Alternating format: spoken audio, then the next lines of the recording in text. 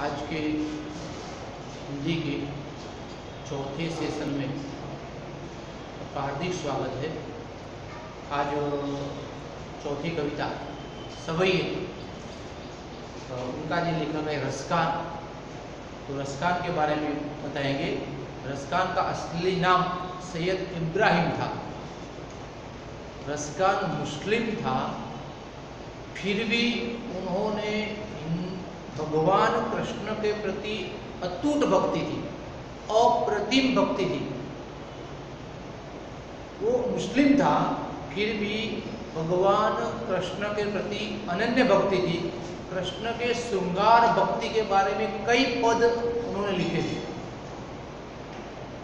वही रसखान ने यहाँ सवैये लिखे हैं, काव्य पंक्तियाँ लिखी है। वो काव्य पंक्ति भगवान के प्रति प्रेम है, भगवान के प्रति कितना न्योछावर करता है, भगवान के प्रति कितना लगाव है, ये हम काव्य के द्वारा में जानेंगे। काव्य पंक्ति है, मानुष हो तो वही रसखान, बसो मिली गोकुल गाँव के ग्वारन। जो पशु हो तो कहा बस मेरो, चरो नित्य नंद की धेनु मंजारन। रसखान जी कहते हैं कि इसी पंक्ति में रसखान को भगवान के प्रति अनन्य भक्ति दिखाई देती है। मुस्लिम होते हुए भी कृष्ण के प्रति अनन्य श्रद्धा है, अनन्य भक्ति है, अनन्य प्रेम है, जबरदस्त लगाव है। वो कहते हैं कि यदि इसी जन्म में मैं मुस्लिम हूँ, फिर भी हे भगवान, यदि तू मुझे एक अवसर दे, यदि मुझे कोई दूसरा जन्म दे, यदि दूसरा जन्म मनुष्य के रूप में दे, तो कहाँ दे? गोकुल में दे, जहाँ कृष्ण भगवान अपने गायों के साथ गायों को लेकर गांव के दूर दूर जंगल में गाय चराने जाते थे। तो बोलते हैं, मानुष हो तो वही रसखान, बसो मेली गोकुल गाँव के ग्वारन। जो पशु हो तो कहा बस मेरो, चरो नित नंद की धेनु मंजारन। यदि मुझे पशु बनाए भगवान, यदि मुझे मनुष्य न भी बनाए, यदि ऐसा हो कि मैं मनुष्य बनना चाहता हूँ, लेकिन भगवान मेरे कर्म से दूसरा जन्म देता है, दूसरा जन्म मनुष्य को अपने कर्म से देता है।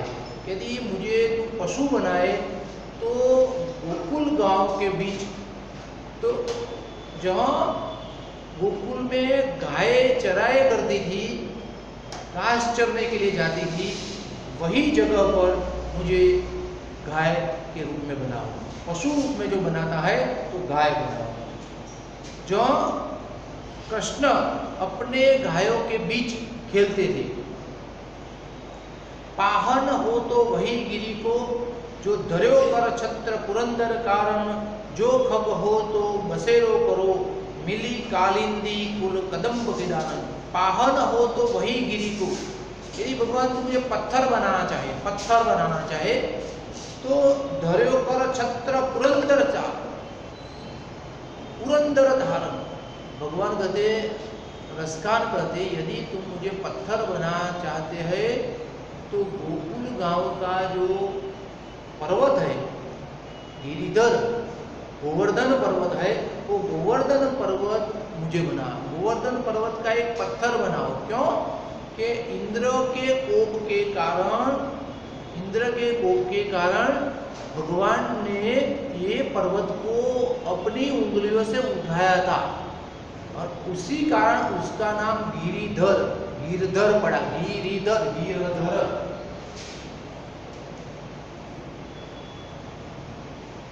गिरधर या गिरिधर का मतलब है गिरी को उठाने वाला, पर्वत को उठाने वाला। एक शब्द समूह है गिरिधर, गिरी को उठाने वाला, पर्वत को उठाने वाला। इंद्र के कोप से भगवान ने पर्वत को अपनी उंगलियों से उठाया था, और पूरे गोकुल वासियों को मदद की, छाया दी, छत्र छाया दी और बचाया।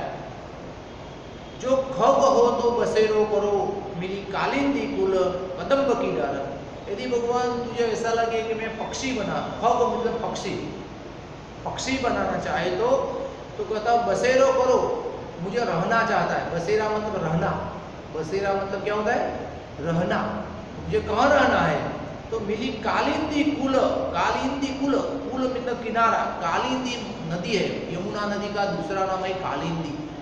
यमुना नदी का दूसरा नाम है कालिंदी और कुल का है किनारा। कालिंदी का कुल, नदी का किनारा, और नदी के किनारे पर कई पेड़ है, कई वृक्ष है, कदम्ब के वृक्ष है। जो कदम्ब के वृक्ष पर भगवान चढ़कर खेले थे, तो वही नदी के किनारे पर कदम्ब के डाल पर झूला झूले थे। वही मुझे पक्षी बनाओ, मुझे खग बनाओ और मैं वही नदी के किनारे, कालिंदी नदी के किनारे रहना चाहता हूँ। तो इसी 4 पंक्ति में भगवान के प्रति इतनी अनन्य लगाव है, भगवान के प्रति अनन्य प्रेम है कि रसखान सब कुछ छोड़ के भगवान के प्रति सहवास चाहना चाहता है, सहवास करना चाहता है।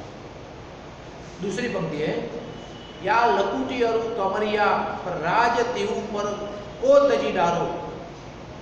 कहते हैं या लकुटी और कामरिया, भगवान कृष्ण जब छोटे थे तब लकुटी, लकुटी मतलब लाकड़ी, लकुटी मतलब लाकड़ी और कामरिया का मतलब होता है कामली। अपनी गुजराती भाषा में कामड़ो बोले छे, कामड़ो। भगवान कृष्ण जब छोटे थे तब लकुटी और कामरिया लेकर राज तेहु पर कोतरी डालो, तीनों राज्यों को छोड़कर मैं गोकुल में गाय चराना चाहता हूँ।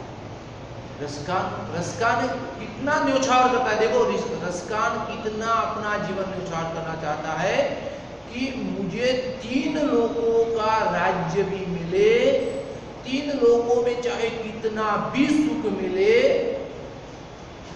वही सुख को त्याग कर, वही सुख को छोड़कर मैं भगवान कृष्ण की तरह लकुटी लेकर, कामली ओढ़कर मैं गोकुल में, ब्रज में रहना चाहता हूँ।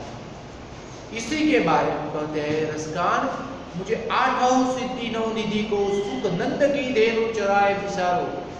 मुझे 8 सिद्धि मिले, मुझे 9 निधि मिले, तो 8 सिद्धि और 9 निधि मिले तो भी मैं छोड़ने के लिए तैयार हूँ, न्योछावर करने के लिए। भगवान के 8 सिद्धि है, 9 निधि है। 8 सिद्धि में आता है अणिमा, लघिमा, प्राप्ति, प्राकाम्य, महिमा, ऋषित्व, काम वासयित्व। और 9 निधि है पद्म, महापद्म, शंख, मकर, कच्छप, मुकुंद, कंद, नील, खर्व। 8 सिद्धि और 9 निधियां वो भी मिले तो भी मैं उनको छोड़ना चाहता हूँ। रसकान कबो इन आँखिन सो ब्रज के बन बाग तड़ाग निहारो। रसकान कहते हैं मैं इन्हीं आंखों से ब्रज के, वृंदावन के वन, बाग और तड़ाग, तड़ाग में तालाब, ये देखना चाहता हूँ, निहारना चाहता हूँ। वन देखना चाहता हूँ, तालाब देखना चाहता हूँ, बाग देखना चाहता हूँ, जब कृष्ण ने अपना समय, अपना जीवन बिताया था। कोटि कहूँ कल गोद के दाम, करील के कुंजन ऊपर वालो। कोटि कहूँ कल गोद, कोटि कहूँ એટલે કોટી मतलब करोड़, करोड़ એટલે करोड़ो, જેને આપણે ભાષામાં કહીએ करोड़ो। कलघौत के धाम, सोने के महल, सोने का महल। करील के कुंजन ऊपर वालो, करील मतलब कांटा, कुंजन झाड़ियां, ऊपर वारो ले निछावर। रसकान कहते हैं मुझे करोड़ों सोने के महल मिल जाए। सोने के महल, हमें तो एक ही सोने का महल मिल जाए ने, फिर भी हम भगवान को छोड़ देते हैं, भगवान को मानते नहीं है अभिमान आ जाता है। लेकिन रसकान कहते हैं मुझे तो सोने के करोड़ों महल जो मिल जाए तो फिर भी मैं कांटे की तरह उसको छोड़ देता हूँ। और भगवान जो कृष्ण गोकुल में ब्रज में वो झाड़ियों में घूमते थे वही जाना चाहता हूँ। सब छोड़ के, सब निशावर करके, सब त्याग करके मैं वही जाना चाहता हूँ। दूसरी पंक्ति है, जा दीन ते व नंद को चोरो या बन धेनु चराई गए। रसकान कृष्ण के प्रति मोहित हो गया है, मोह हो गया है, लगन हुई है। जो दिन ते वह नंद को चोरो या बन धेनु चराई गए रे। जिस दिन नंद को छोरो नंद का लड़का या बन धेनु चराई गए रे, ये जंगल में गाय चरा कर गया है। जब से भी वो नंद का लड़का गायों को चरा कर गया है, मोहनी ताननी गोधन गाय के बेनु बजाई रिझाई गए रे। जो गोपी बोलती है मोहनी ताननी, मोहनी मोह एट्रैक्शन जिसको बोलते हैं, एट्रैक्शन लगा जिसको बोलते हैं मोहनी होती है। मोहनी ताननी, मोहनी लगाकर, एट्रैक्शन लगाकर गोधन गाय के बेनु बजाकर, मुरली बजाकर रिझाई गयो रे, मोहित कर गयो। कृष्ण भगवान ने ऐसी मुरली बजाई कि ब्रज में सारी गोपियां, पशुएं, पक्षियां और सब मोहित हो गए हैं। ताही धरी कछु टोना सोके रसकान हिय में समाई गयो है। रसकान के हृदय में समा गया है, रसकान के हृदय में समा गया है। कौन? तो ताही धरी का कछु टोना, ताही उसी घड़ी कुछ टोना। भगवान कृष्ण ने ऐसा टोना किया। टोना टुचका होता है, कई लोग अंधविश्वास में करते हैं टोना टुचका। वो रसकान ऐसा बोलते हैं कि कृष्ण ने ऐसा टोना किया है, ऐसा जादू किया है कि हम उन पर मुग्ध हो गए हैं, हम उन पर भारी गए हैं, हम उन पर न्योछावर हो गए हैं। हम तन मन धन से उनका हमारा दिल हो गया है, हमारा दिल उनको उनमें वो ले गया है। को न काहू की कहानी करे सिगरो ब्रज वीर बिकाई गयो रे। को न काई, कोई किसी की परवाह न करे, कोई किसी की परवाह न करे। सिगरो ब्रज वीर बिकाई गयो, समस्त ब्रज बिकाई गयो है, समस्त ब्रज बिक गया है।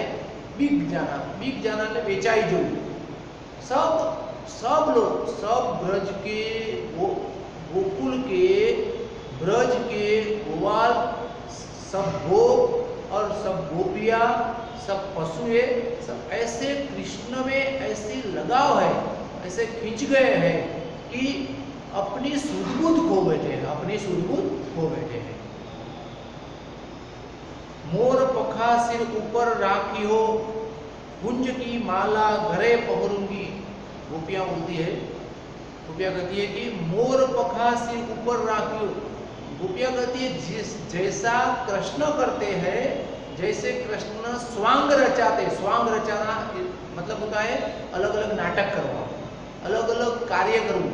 જેવું ભગવાન કૃષ્ણ કરતા હતા, જેવું ભગવાન કૃષ્ણ રમત રમતા હતા, જેવું ભગવાન કૃષ્ણ કપડા પહેરતા હતા, જેવું ભગવાન કૃષ્ણ ચાલ ચાલતા હતા, તેવું ગોપીઓ પણ એમ કહે છે કે અમે પણ ભગવાન કૃષ્ણ જેવી રીતે રમતા હતા, જેવી રીતે ચાલતા હતા, જેવી રીતે ખેલ ખેલતા હતા, તેવી રીતે અમે પણ તેવી રીતે કરીશું।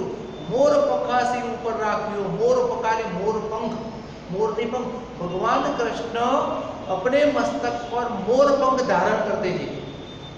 तो ये गोपियां बोलती है हम भी क्या करेंगे, भगवान कृष्ण की तरह हम भी मोर पंख को क्या करेंगे, धारण करेंगे।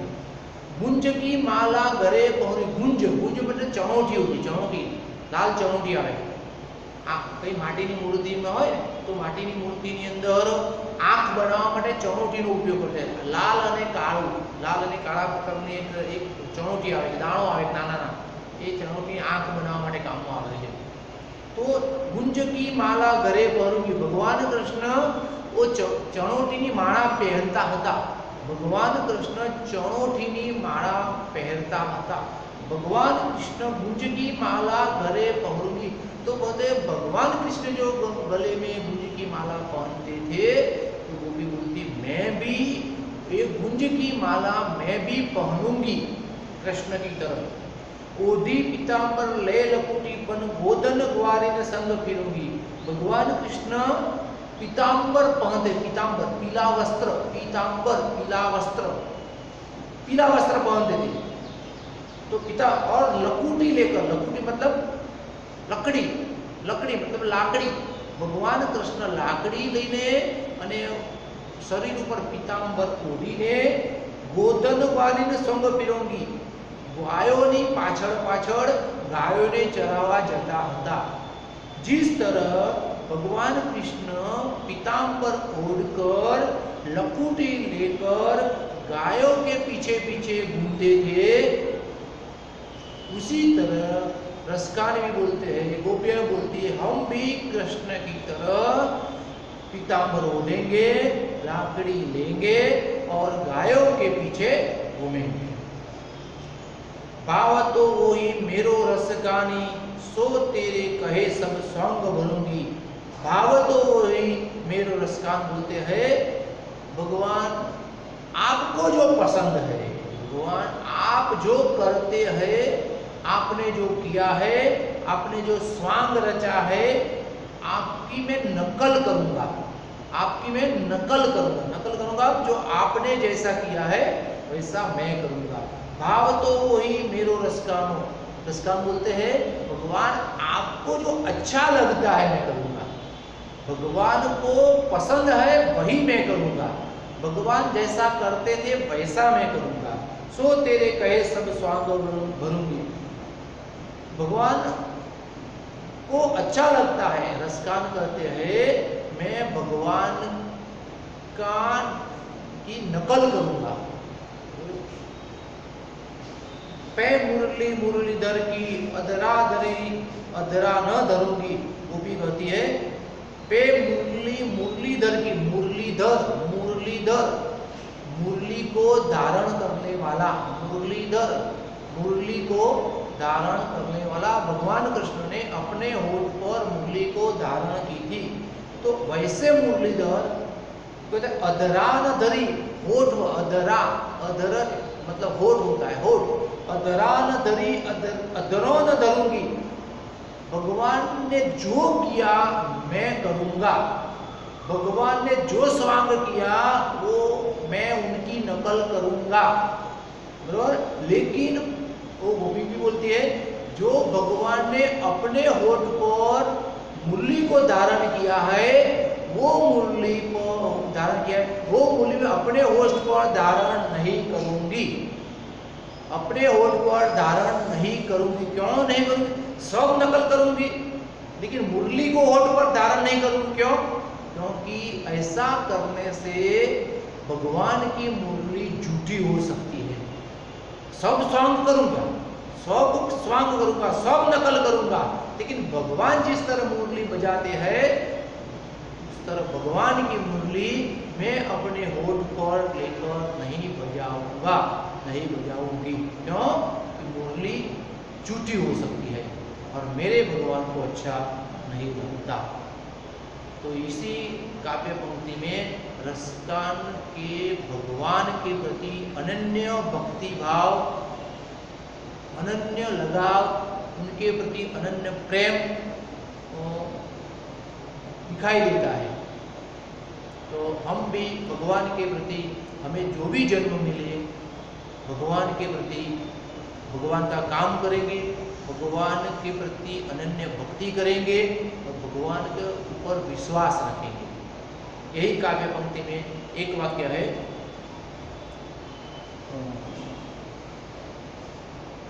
लकुटी लेकर रसकान क्या करना चाहते हैं।